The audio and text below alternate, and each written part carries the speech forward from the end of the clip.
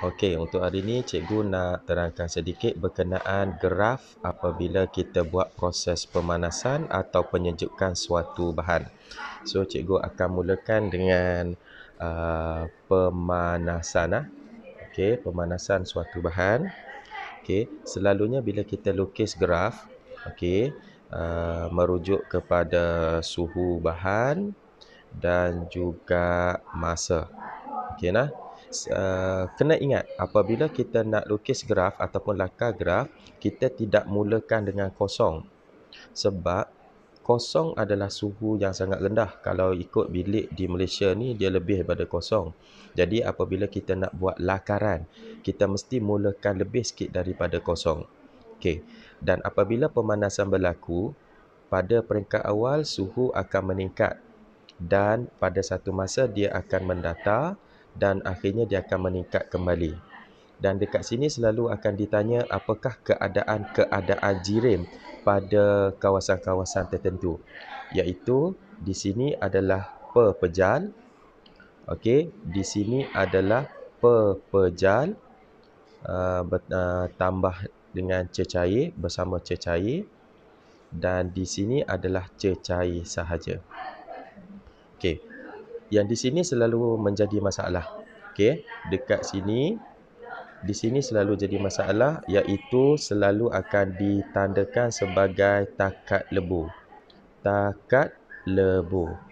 Okey nah. Takat lebur kalau ikut kelas kemarin saya dah bagi takrifan, iaitu suhu tetap ataupun kadang-kadang disebut juga suhu malar, di mana bahan berubah daripada pepejal menjadi cecair. Tetapi yang menjadi masalahnya lagi, kenapa suhunya tetap dekat sini? Kenapa suhunya malar? Okey, kejap lagi kita dapat jawapan. Okey. Suhu tidak berubah pada satu tahap, iaitu dekat takat lebur, kerana kalau kita faham kan, apabila berlaku pemanasan kita perlu panaskan sesuatu bahan tersebut. Bila dipanaskan bermaksud kita membekalkan tenaga haba pada bahan tersebut. Jadi bila sampai pada satu tahap, tenaga haba diserap bagi memutuskan daya tarikan antara zarah. Okey nah. Pada peringkat awal, pada awal ni waktu dalam masih keadaan pepejal, okey, pada waktu ni zarah cuma bergetar sahaja. Bergetar dan berputar pada tempat yang sama bila kita bekalkan haba. Tetapi apabila getarannya tu dah sampai maksimum, dah tak boleh nak tambah lagi getaran dia. Jadi tenaga haba yang diserap tu kena putuskan ikatan dahulu. Kena putuskan ikatan, maka akan pecah. Kita tengok kat sini nah. Kemarin kita ada tunjuk susunan zarah dalam pepejal dia memang rapat-rapat. Kenapa rapat-rapat? Sebab memang ada daya tarikan antara zarah tersebut, zarah pertama kedua. So sebab itu dia jadi rapat. Jadi apabila kita buat proses pemanasan, kita bekalkan haba, maka zarah ini akan terputus. Dan bila dia terputus, akhirnya dia akan jadi berada berjauhanlah sikit di antara zarah-zarah tu, berjauhan. So bila dia dah mula berjauhan, barulah dia akan berubah menjadi cecair. Jadi cikgu nak yang ni sangat-sangat pentinglah, selalu ditanya. Kenapa suhu tidak berubah pada waktu takat lebur? Okey nah, ini jawabannya. Tolong ingat. Tenaga haba diserap bagi memutuskan daya tarikan antara zarah. Okey? Ambil catatan yang ni. Tenaga haba diserap bagi memutuskan daya tarikan antara zarah. Okey, untuk seterusnya adalah di bawah tajuk penyejukan. Mana-mana bahan pun sama. InsyaAllah dalam amali kita nanti kita akan gunakan naftalena.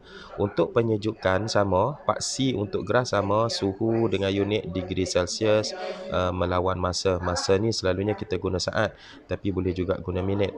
Okey, untuk penyejukan pun sama. Apabila kita lakar atau lukis graf, okey, dia akan turun sampai satu tempat yang agak tergantung.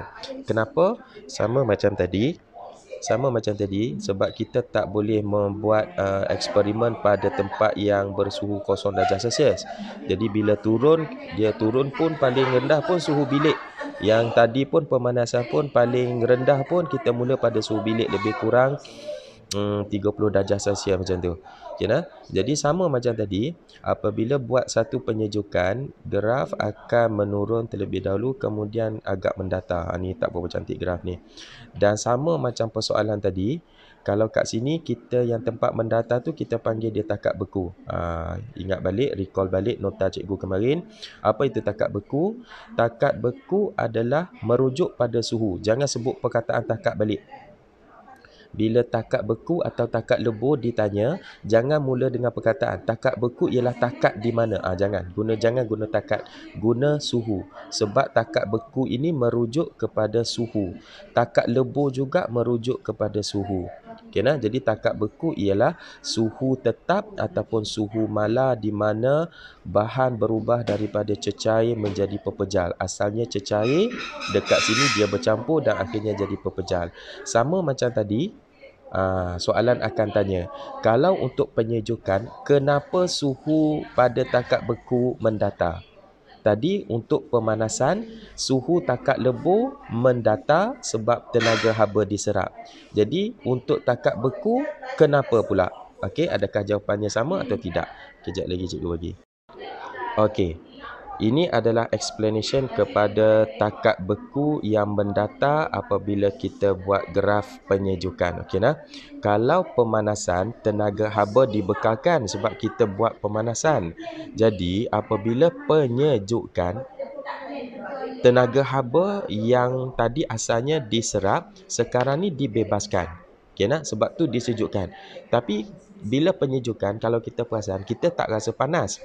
Ya, sebab tenaga haba dibebaskan oleh zarah ataupun oleh pembentukan ikatan tu, dia sama dengan haba yang hilang ke persekitaran. Okey, nah? Tenaga haba yang dibebaskan semasa pembentukan ikatan sama dengan tenaga haba hilang ke persekitaran. Bagaimana tenaga haba tu dibebaskan? Kita tengok gambar rajah dia semula. Kejap lagi, nah. Okey. Apabila susunan zarah berada berjauhan, ini yang kita gambarkan sebagai cecair ataupun gas pun sama juga sebenarnya. Apabila kita buat penyejukan terhadap gas ataupun cecair, zarah-zarah tu akan mula rapat. Dan asalnya zarah-zarah itu ada tenaga kinetik. Bila dia berada berjauhan, maksudnya dia bergerak. Benda-benda yang bergerak tu kita kata dia ada tenaga kinetik. Okay, nah? So bila tenaga kinetik tu ada, dia akan bergerak, dia tak boleh nak duduk rapat. Jadi bila dia nak duduk rapat, dia kena bebaskan tenaga kinetik itu dengan menukarnya menjadi tenaga haba. So bila tenaga haba dibebaskan, maksudnya tenaga kinetik zarah pun dah semakin hilang, maka dia boleh berada dalam keadaan rapat. Maka berubahlah ia menjadi pepejal.